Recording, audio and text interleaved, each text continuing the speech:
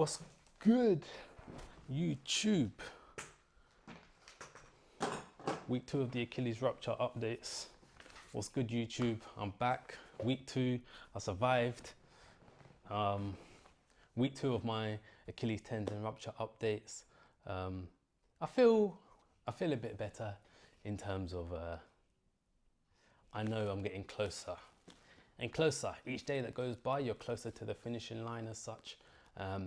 But what I will say, I had a bit of not an episode, but I had to go to the hospital on, I think, day 8 because I had some severe pains in my calf area and around my Achilles anytime that I stood up, and it felt like almost like cramping around the area. So when I went to say I'd go to the bathroom and then I come back and I sit down, I'd have like almost like a cramping tight sensation for like 15-20 minutes, and then it would ease off, but the pain would be like unbearable. So I called the doctors just to see, what they thought as such. They recommend that I attend the hospital, which I did. When I went to the hospital, their concern was we need to double check to see if there's a blood clot or not. So they done a blood test, and fortunately the blood test results showed that there was no blood clot and there was no infection, and everything on that sort of side of things was fine. The two options that they could have taken, I guess, were they can either do a blood test or they can cut the boot off and do an ultrasound or MRI to see, if there's any blood clot in the Achilles as such. But there is no blood clot, which is a good sign. The first 2 weeks, it's very important that you do remain doing as little activity as you actually can, just because you want to reduce the swelling. Like I said, when the swelling goes into there, it's good because you know that your body's it's trying to recover, it's trying to heal, it's trying to do the healing process. But you don't want excess swelling, which is why I've been reluctant to actually start doing some other exercises just yet. I think one of the most difficult things that you find is when you're trying to sleep and you've got the cast on, every single angle that you put your foot, it's like you just can't get comfortable. So when I've been sleeping, I've been like piling up 2 or 3 pillows and resting one foot on the pillow, the bad foot, so it's still elevated. So even when I sleep, my foot is still elevated as such because it's on 2 or 3 pillows piled up. And I usually go from one side to the other side, in terms of I'll sleep on one side for maybe 4 hours, and then I might wake up and then I'll turn over onto the other side, and then I'll sleep for maybe 2-3 hours, however long I get. But the sleep does actually get better as time goes on, because I remember the first 2-3 days in the first week, I was waking up every 15-20 minutes just because the pain was unbearable, and you couldn't even get comfortable enough to sleep. But yeah, once the day 5 onwards goes, the sleep gets better, in terms of you can start to sleep through the night more comfortably. I think also something that I've noticed is there feels like there's more space in my cast for my toes to wiggle about. Now that's possibly due to the swelling actually decreasing.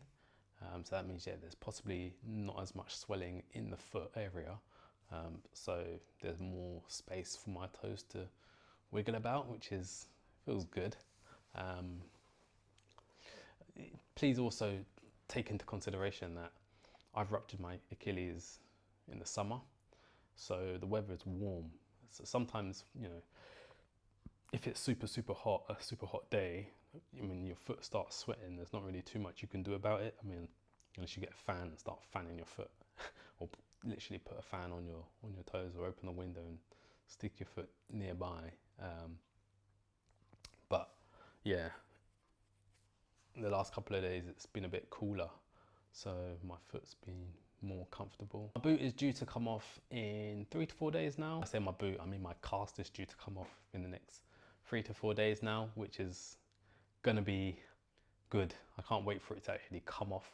Hopefully it's done its job, because it's in plantar flexion and they're trying to make the tendon shorter so it's closer together.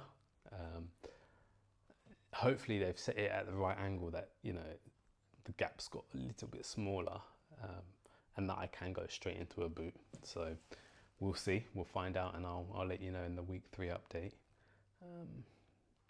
And then I know from there, once you have a boot, you'll start to see the end of the tunnel as such. It's still a long journey, but I know I am where I'm going once I got my boot on.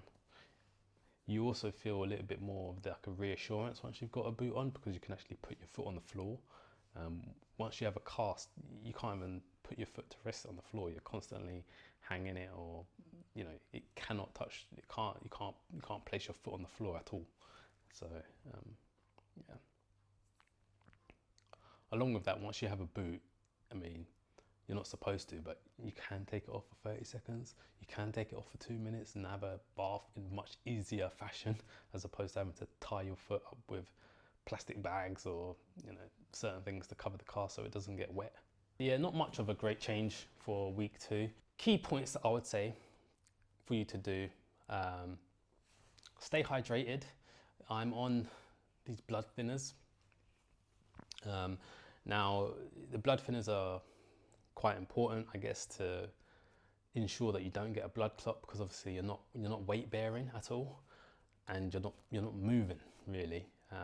So it's basically to prevent a blood clot forming in your lower leg.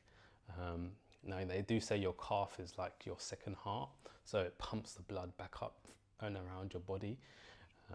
So I'm taking the blood thinners, but I think it's very important that you do remain hydrated, because I feel like they've almost dehydrated me slightly. So yeah, top up on the amount of water that you're consuming. You want to have like good fruits to remain, making sure that you're getting the right nutrition and the right vitamins. The amount of sugar that I've cut down pretty much all processed sugars. The reason I've done this is because some foods can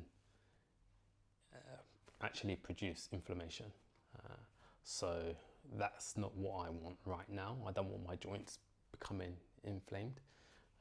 So do some research for yourself, have a look at what foods can reduce inflammation, and just cut out the things that you don't actually need. This is a great time to, you know, sort out your diet, because you're essentially sitting there doing nothing. So you don't actually need that much energy.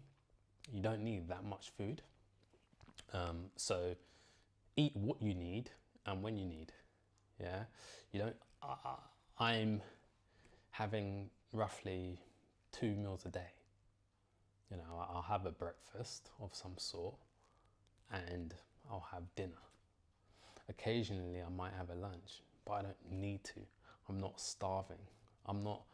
It's not like I'm about to go to the gym and, you know, do a crazy exercise. So I don't need that much energy. You know, give your body what it needs. That's a key point there.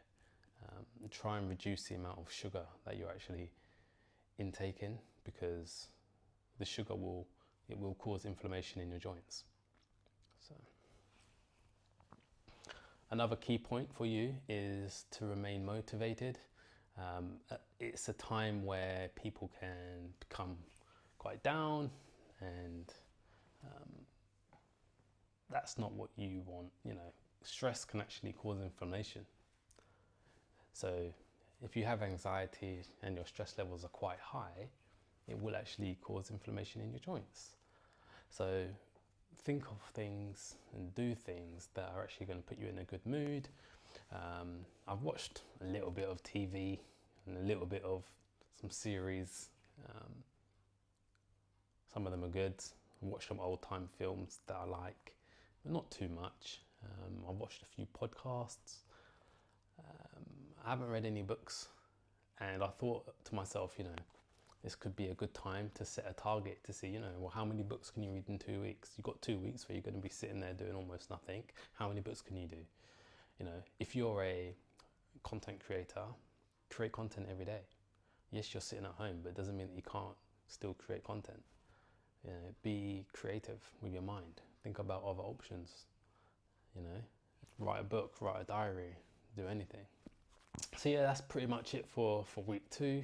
My cast comes off in 3 to 4 days, so that will be really good. So in week 3, I'll be able to hopefully show you a new boot that I have, and hopefully I should be able to start weight bearing a little bit. So yeah, check in for week 3 to 4. Like I say, drop me a comment. There's a few of you who've messaged me already. Some of you in the same positions. Have recently ruptured your Achilles. The time of year, people, they're more active in the summer, typically. So if you are watching this and you haven't had an injury, just make sure you do your warm-ups properly, and, yeah, be careful. But yeah, thank you for watching the channel, and